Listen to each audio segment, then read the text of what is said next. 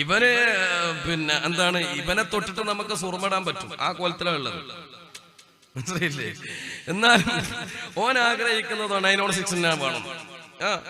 മുമ്പ് ഒരു തമാശക്കൊരു സംഭവം പറയുന്നത്, ഒരു ഉസ്താദിനോട് ഒരു ചെറുപ്പക്കാരൻ പോയിട്ട് പറഞ്ഞപ്പോഴല്ലോ, ഉസ്താദെ നിങ്ങൾ നല്ലോണം ഒന്ന് ദ്വാരക്കണം. എന്തിനാ മോനെ?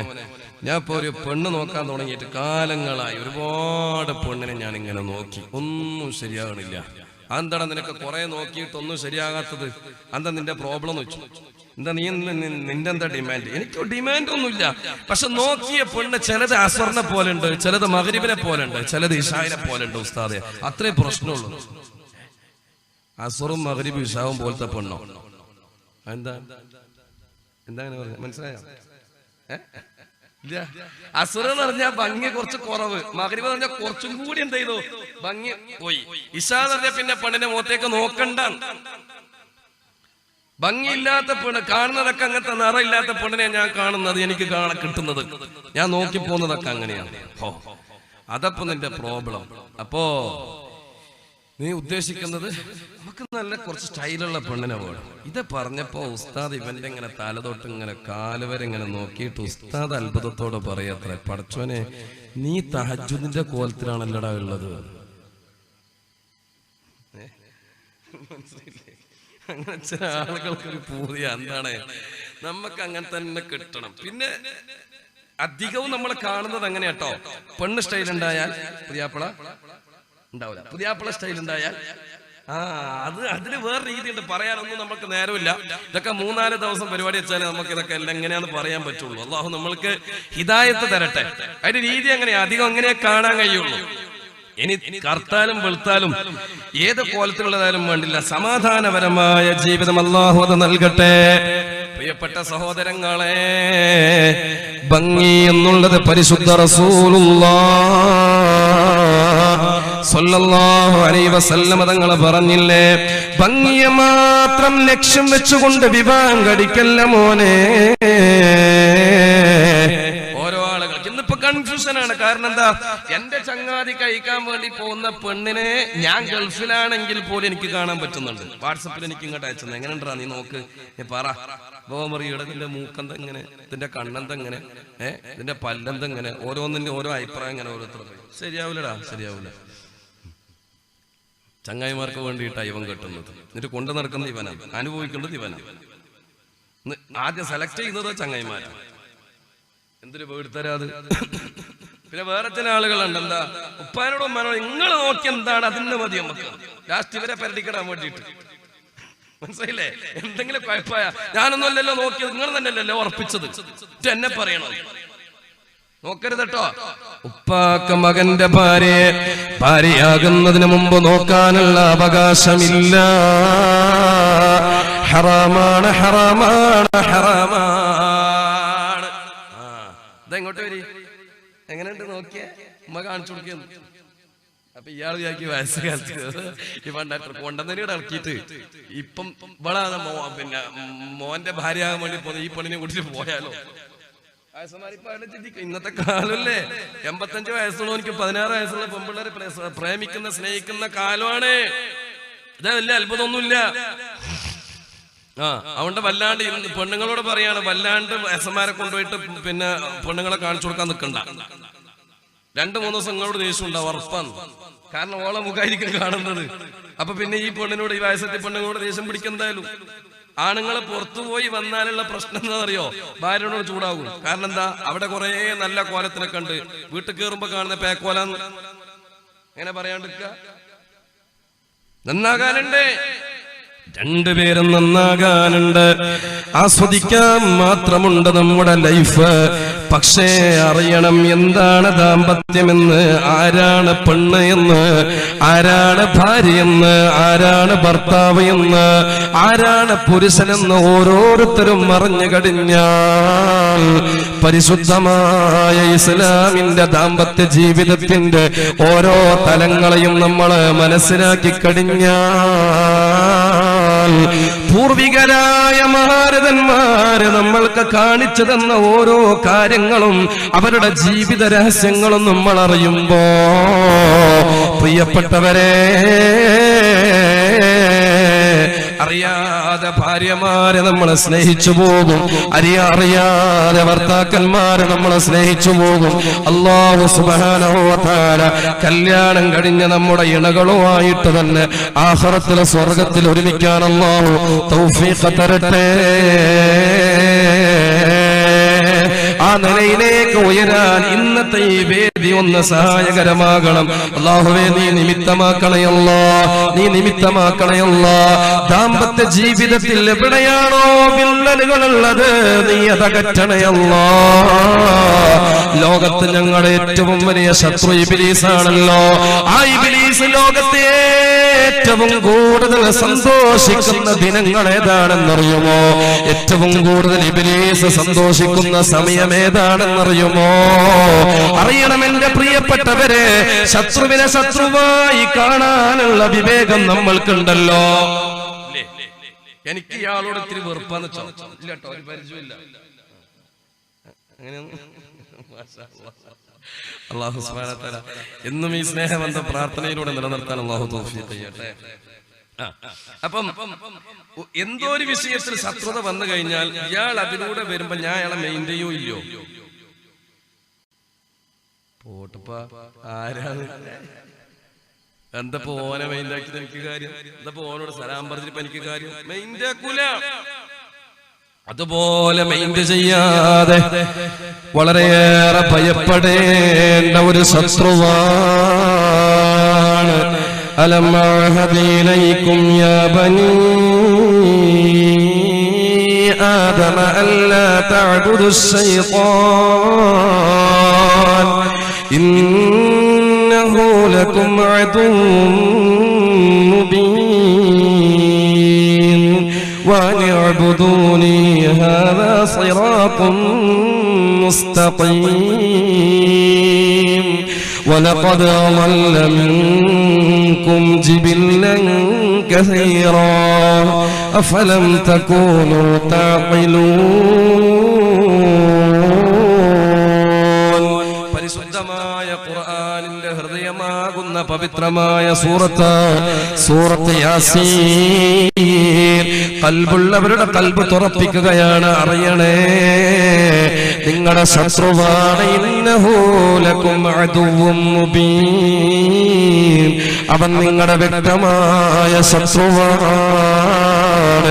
ആ ശത്രുവിനെ നിങ്ങൾ ഒരിക്കലും മിത്രമാക്കരുത്. ഇന്ന ശൈത്വാന ലകും അദുവ്വൻ ഫത്തഖിദൂഹു അദുവ്വാ. അവനെ നിങ്ങളെ ശത്രുവായിട്ട് തന്നെ കാണണേ. അങ്ങനെയുള്ള ഇബ്ലീസ് ഈ ലോകത്ത് വെച്ച് ഏറ്റവും കൂടുതൽ സന്തോഷിക്കുന്ന സമയം ഏതാണെന്നറിയുമോ?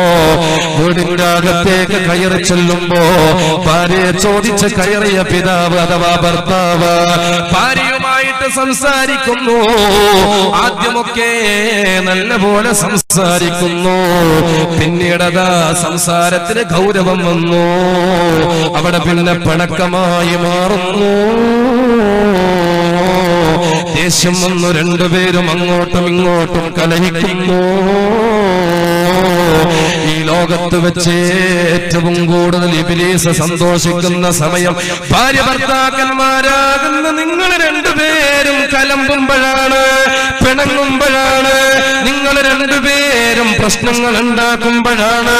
എവിടെയാണോ രണ്ടുപേരും കുഴപ്പങ്ങൾ ഉണ്ടാക്കുന്നത്, ഏതെല്ലാം സമയത്ത് വെച്ചാണോ രണ്ടുപേരും ദേഷ്യം പിടിക്കുന്നത്, ആ സമയത്ത് പൊട്ടിച്ചിരിക്കാനും സന്തോഷിക്കാനും ഈ ലോകത്ത് നിങ്ങളിടയിലേക്ക് കടന്നു വരുന്നത് ആരാണെന്നറിയുമോ? അതേ ഇബ്ലീസ്. അല്ലാഹു നമ്മുടെ ദാമ്പത്യ ജീവിതത്തെ നന്നാക്കി തരട്ടെ. ശത്രുവിന് ചിരിക്കാൻ കൊടുക്കാൻ പാടില്ല നമ്മുടെ ദാമ്പത്യ ജീവിതം. ചിരിക്കാനുള്ള വകയുണ്ടാക്കി കൊടുക്കാൻ പാടില്ല നമ്മുടെ ദാമ്പത്യ ജീവിതം. അതിനെന്ത് വേണോ? പരിശുദ്ധ റസൂലുള്ളാഹി സ്വല്ലല്ലാഹു അലൈഹി വസല്ലം തങ്ങള് മഹനീയമായ ചില ആശയങ്ങൾ നമ്മൾക്ക് പഠിപ്പിച്ചു തന്നിട്ടുണ്ട്. അതിലൊന്നാണ് മോനെ, ലാ തുസവ്വിജൂന ലിഹുസ്നിഹിന്ന, ഭംഗി മാത്രം ലക്ഷ്യം വെച്ചുകൊണ്ട് നീ ഒരു പെണ്ണിനെയും കല്യാണം കഴിക്കല്ലേ. ഫഅസാ ഹുസ്നുഹുന്ന അയ്യുർദീഹിൻ, അവളുടെ ഭംഗി അവളെ നശിപ്പിച്ചെന്ന് വരാ. സയ്യിദുനാ റസൂലുള്ളാഹ്, ഭംഗി നിനക്ക് ആസ്വദിക്കാൻ കഴിഞ്ഞോളെന്ന് പറഞ്ഞിട്ടില്ല. എത്ര പേരുണ്ട് ഗൾഫിൽ നിന്ന് എന്തൊക്കെയായിട്ട്, സുബ്ഹാനല്ലാഹ്. എന്തിന് നാളെ മുതൽ അങ്ങോട്ട് ഓള അണിയിച്ചൊരുക്കാനുള്ള ക്രീമും അതിന് വേണ്ടുന്ന എല്ലാ സാധനങ്ങളും വാങ്ങിയിട്ടാ ഗൾഫിൽ നിന്ന് നാട്ടിലേക്ക് വന്നത്. പൊരയിലെത്തുന്നതിന് മുമ്പ് ഓള് വേറെത്തലപ്പുറം പോയതോ ബംഗാളിന്റെ കൂടെ, അല്ലെങ്കിൽ ഏതെങ്കിലും അണ്ണാച്ചിന്റെ കൂടെ, ചട്ടിന്റെ അടി പോലത്തെ മുകളിൽ ഏതെങ്കിലും ചക്കന്മാരെ പോയി.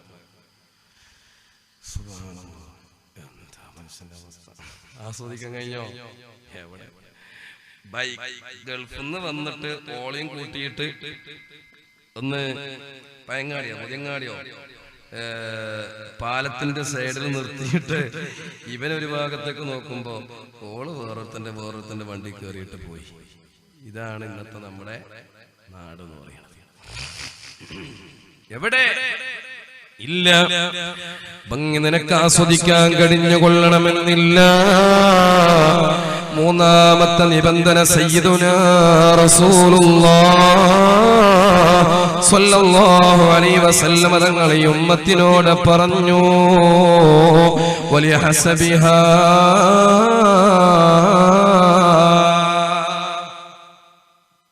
തറവാടിത്തമുള്ള പെണ്ണിനെ നോക്കിയിട്ട് വിവാഹം കഴിക്കണം.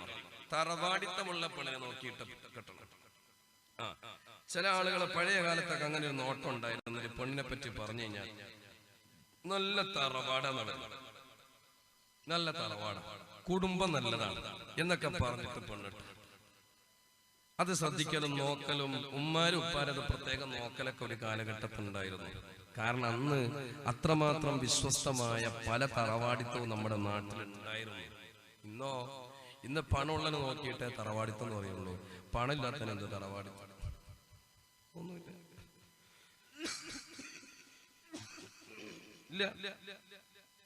പണമുള്ളവനെ പണമുള്ളവന് യഥാർത്ഥത്തിൽ തറവാടിത്തം ഉണ്ടോ? യഥാർത്ഥത്തിൽ തറവാടിത്തം എന്ന് പറഞ്ഞാൽ എന്താ? ഇടപാടിന്റെ കാര്യത്തിൽ വിശ്വസ്തനാകണം. ഇബാദത്തിന്റെ മേഖലകളിൽ വളരെയേറെ ശ്രദ്ധിക്കുന്നവരാകണം. അല്ലാഹുവിനെ ഭയപ്പെടുന്ന വിഷയത്തില്, പരിശുദ്ധമായ ശരീഅത്തിന്റെ നിയമങ്ങളെ കാത്തു സൂക്ഷിക്കുന്ന വിഷയത്തില് വളരെയേറെ ശ്രദ്ധിക്കുന്ന കുടുംബമാണോ?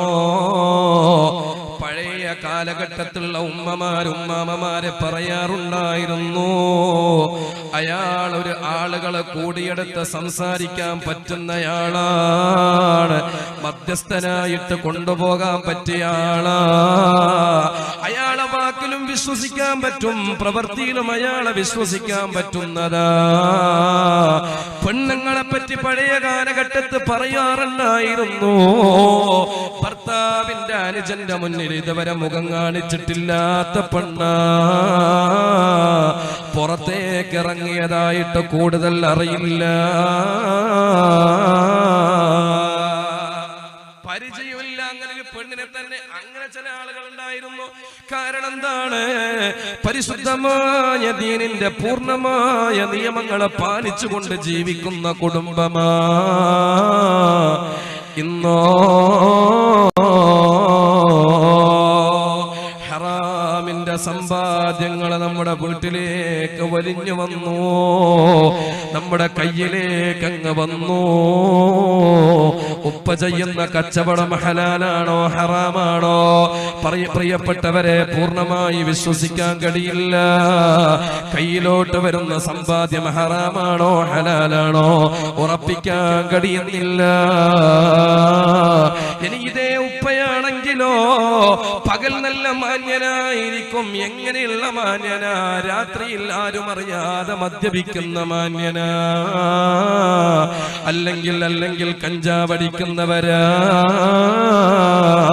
അതുമല്ലെങ്കിലോ പലിശയുമായി ഇടപെടാറുള്ളവരാ. ജീവിതം എന്തൊരു മാന്യതയാണ്, പറയാൻ ഹാജിയാണ്. കഴിഞ്ഞ കൊല്ലൊക്കെ ഉംറക്ക് പോയിട്ടുണ്ട്. വൈകുന്നേരമാകുമ്പോ തസ്ബീഹ് മാല കയ്യിൽ പിടിച്ച് തസ്ബീഹ് ചൊല്ലുന്നുണ്ട്.